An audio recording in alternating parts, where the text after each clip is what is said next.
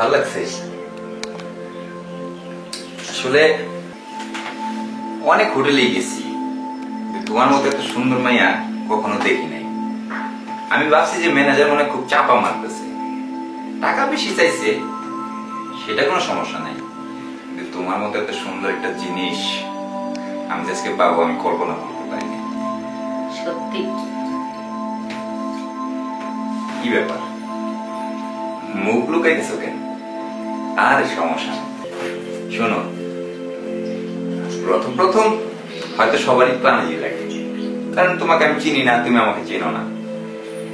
যেহেতু আমরা রুমে ঢুকছি, চেনা জানা হবে, পরিচয় হবে, তারপরে সব হবে, ঠিক আছে?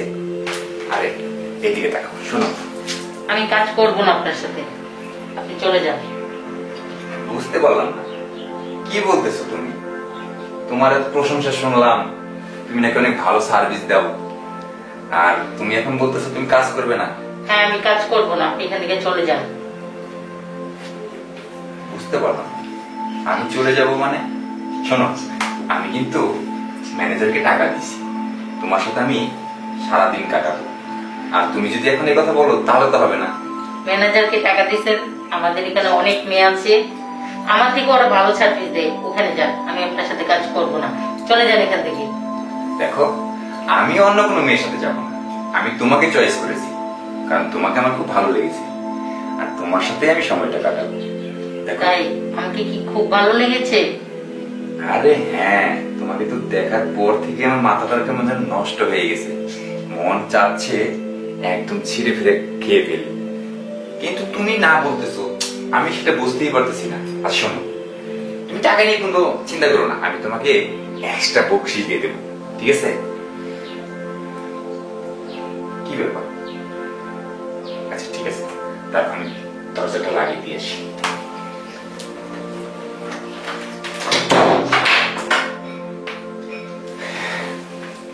শোনো, আরে বুঝতে পারছো না কেন? তোমার আমার সত্যি অনেক ভালো লাগছে, কারণ তোমার এত সুন্দর ফিটনেস, এত সুন্দর বডি, তোমাকে দেখার পর কান্না ভালো লাগবে।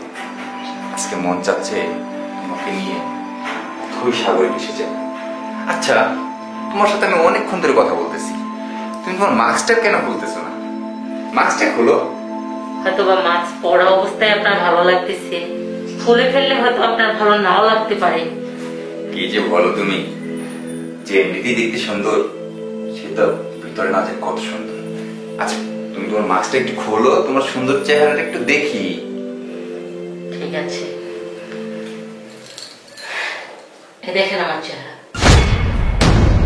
কি ভালো লাগতেছে না? অনেক ভালো লাগতেছে তো। এই ভালো লাগাটা যদি আগে লাগতো, তাহলে আজকে আমি ডিভোর্সি হতাম না, তাহলে আর আমার এই পতিতালয়ে থাকতে হতো না। তুমি তুমি এখানে কেন? হ্যাঁ, আমি এখানে কেন? তোমার তো কোনো সমস্যা নেই আমি এখানে থাকতে, কারণ এখন তো আমি তোমার ঘরে বউ না, এখন তো আমি পতিতা। সমস্যা কি? খুব ভালো লাগতেছে, অথই সাগরে সাঁতার কাটতে ইচ্ছে করতেছে, কাটেন না সাঁতার, সবকিছুই তো খুলে রেখেছি, সমস্যা কি?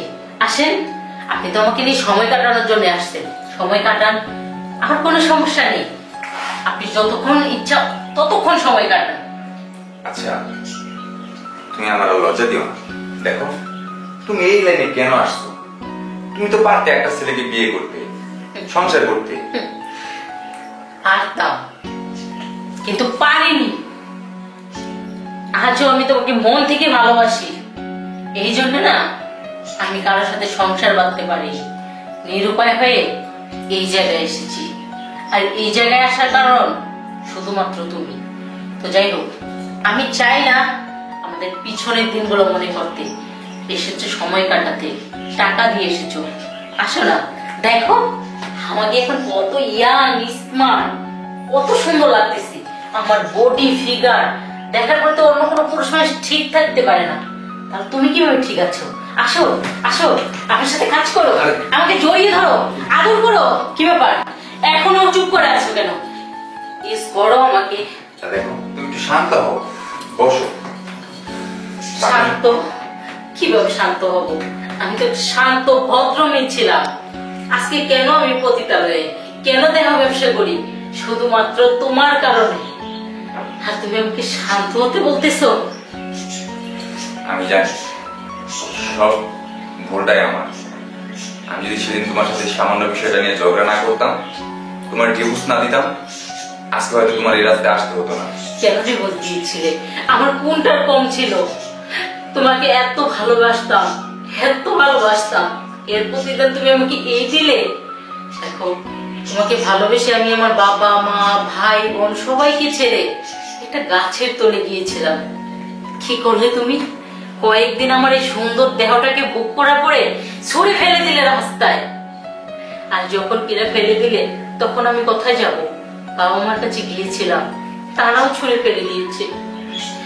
রাস্তায় রাস্তায় বেরিয়েছি, অনেক মানুষের দুয়ারে গিয়েছি, তারা শুধু কি চেয়েছে জানো? আমার এই দেহটাকে চেয়েছে। তো এই দেহটা যদি তাদেরকে আমার দিতে হয়, তাহলে এই নরক জায়গাটাই আমার জন্য অনেক ভালো। সেই জন্যই আমি এই নরকে বাস করতেছি, কিন্তু অনেক ভালো আছি। শোনো, তোমার আমি একটা কথা বলি। দেখো, চলো না আমরা আবার নতুন করে আগের মতো সংসার করি। দেখো, আমি আর তোমাকে কখনো কষ্ট দেবো না।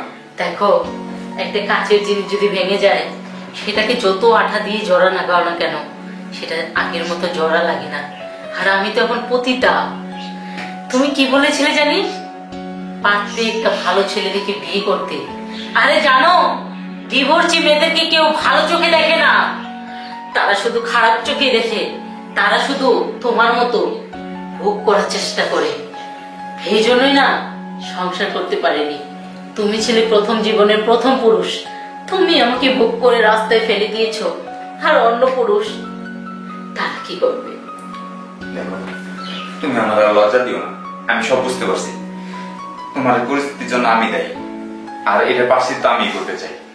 আমি তোমার নিয়ে নতুন করে আবার সংসার করবো, আমি তোমার আবার বিয়ে করবো। তোমার এই নরক আমি থাকতে দিব না। কারণ আজকে তুমি আমার জন্য এই জায়গায় আসছো, আর আমি তোমাকে এখান থেকে ফিরে নিয়ে যাবো। হ্যাঁ, এটা হতে পারে না, কারণ আমি নষ্ট হয়ে গেছি। তোমার ভালোবাসা এখন অন্য পুরুষের মাঝে আমি বিলিয়ে দিয়েছি। আমার কাছে দৈনিক 2, 4, 5টা 10টা পুরুষ আছে। এই পুরুষকে আমার সময় দিতে হয়। আমি তাই বলতেছি, আমার এই নরক জীবনের সাথে তোমার এই সুন্দর জীবনটা তুমি জড়িও না। আর তুমি তো বিয়ে করোনি, তাই না? না, দেখো, আমি এত কিছু শুনতে চাই না।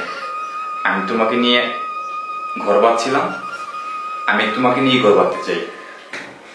তুমি এখান থেকে চলো, তোমার এখানে থাকতে হবে না। আমরা নতুন করে দুজন আবার সংসার করবো, আবার আগের মতো ভালোবাসবো। যেমন শুরুতে তুমি আমাকে ভালোবাসতা, আমি তোমাকে ভালোবাসতাম, ঠিক তেমনই ভাবে আমরা দুজন আবার সংসার করবো। আমি তোমাকে এখন অনেক ভালোবাসি। হয়তোবা এই নরকখানায় আমি আমার জীবন যাপন করতেছি, কিন্তু সত্যি জানো, আমি কাউকে মন দিয়ে তোমার জায়গাটা এখন যাবো তো দেইনি। আমি এখনো তোমাকে অনেক ভালোবাসি, অনেক মিস করি। আমি সেটা জানি, তুমি আমার অনেক ভালোবাসো। দেখো, এই নরক আর থাকতে হবে না। চলো, তুমি আমার সাথে চলো। এখন আমরা কাজে অফিস যাবো, চলো।